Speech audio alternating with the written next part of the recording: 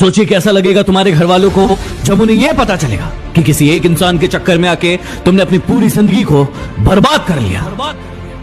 खुद ही सोच कर देखो ना, पहले कितने अच्छे थे हर चीज में, पढ़ाई में, लिखाई में, काम में, हर चीज में अच्छे थे तुम।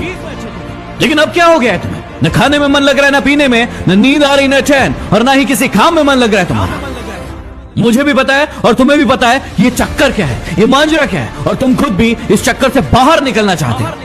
इस दुनिया की बहुत ही कड़वी सच्चाई आज तुम्हें बता दूं कि दुनिया की कोई ताकत तुम्हें इस जंजाल से बाहर नहीं निकाल सकती तुम्हारे अलावा। तुम्हारा दर्द, तुम्हारा दुख, तुम्हारी पीड़ा सिर्फ और सिर्फ तुम्हें नजर आएगी, किसी और को नहीं। इसलिए किसी और से उम्मीदें लगाना बंद करो और अपने ऊपर भरोसा करना शुरू करो। अरे इतने कमजोर नहीं हो तुम, ऐसे तुम्हारी जिंदगी में कई लोग आएंगे और कई लोग जाएंगे। तुम्हें क्या लगता है एक इंसान के कारण तुम अपनी जिंदगी को बर्बाद कर दोगे?